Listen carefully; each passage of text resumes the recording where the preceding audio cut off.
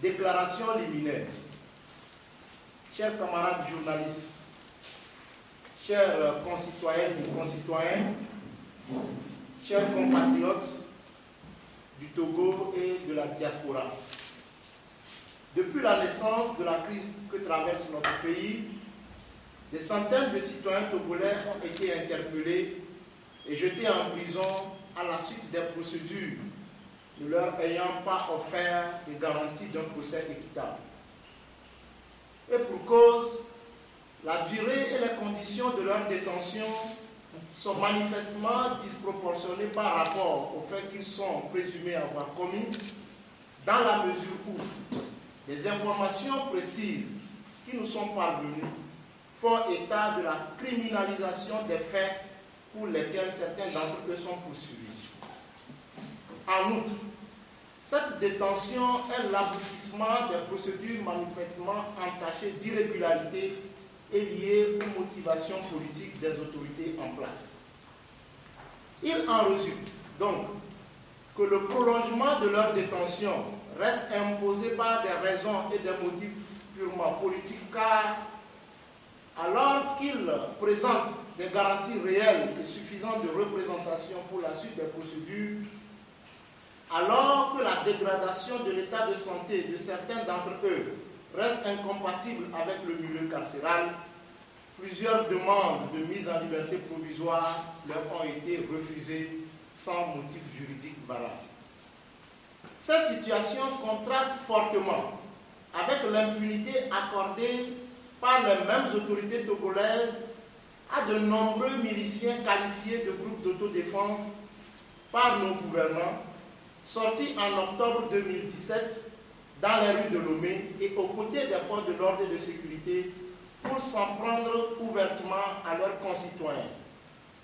Le Front citoyen Togo Debout n'a jamais cessé de dénoncer à ce propos une justice de deux poids, deux mesures. Plus douloureux est de constater qu'alors que la liberté n'a pas de prix, le pouvoir togolais fait de ces personnes détenues ses otages et en utilise pour faire un marchandage politique. Plusieurs démarches entreprises par des personnalités, diverses organisations de la société civile, dont le Front citoyen Togo Debout, auprès des autorités togolaises, notamment celles en charge de la justice dans notre pays, et auprès des missions diplomatiques et consulaires accréditées au Togo en vue d'obtenir leur élargissement, sont restées lettres mortes. Le 31 juillet 2018, la conférence des chefs d'État et de gouvernement de la CEDEAO-A, dans la logique de la résolution de la crise togolaise et dans sa feuille de route, demandait au gouvernement togolais de poursuivre les mesures de confiance et d'apaisement en faveur des personnes arrêtées lors des manifestations politiques en vue de décrisper l'atmosphère sociopolitique togolaise pour une sortie pacifique et durable de cette crise. Mais il n'en est rien à ce jour. En outre, la grève de faim observée par l'honorable Abia Nicodème devant l'ambassade du Ghana au Togo depuis 2 semaines déjà, la campagne Une bougie pour la liberté, lancée par le Front citoyen Togo Debout du 24 au 28 septembre 2018 devant la même ambassade, et en soutien à l'action de l'honorable député en vue de la libération de cette détenue politique, sont elles aussi restées sans suite. Les autorités togolaises en sont restées très insensibles. C'est pour cette raison que dans leur mission de veille et d'alerte, et en tant que groupe de pression, le Front citoyen Togo Debout et d'autres organisations et mouvements de la société civile appellent les populations togolaises, les populations de Lomé et de ses environs, à sortir massivement le vendredi 5 octobre 2018 à partir de 8 h pour prendre part à la marche pacifique qu'ils organisent en vue d'exiger la libération immédiate et sans condition de tous les détenus politiques. L'itinéraire préalablement défini par le Front citoyen Togo Debout lui permettait de partir de Kondjandji et Collège Plateau à Casablanca pour chuter au palais de justice de Lomé. Mais sans aucune discussion préalable avec les organisateurs que nous sommes, l'autorité administrative, à travers une lettre du contre-amiral Fogan Adénion datée du 2 octobre 2018, nous a imposé le nouvel itinéraire qui suit. Axe numéro 1. Carrefour Église néo-apostolique, près de Gapoto. Point de départ.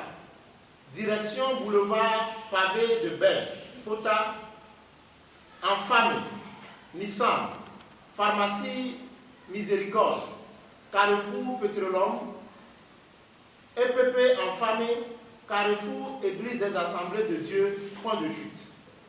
Axe numéro 2, Carrefour de Bain, point de départ, boulevard Oufet-Joigny, côté Est, direction Akore-Sewa, pharmacie Cristal, pharmacie Biova, paroisse évangélique d'Akore-Sewa, Carrefour Diamond Bank, route pavée, direction en famille, Carrefour Pétrolum, EPP en famille, Carrefour Église des Assemblées de Dieu, point de chute.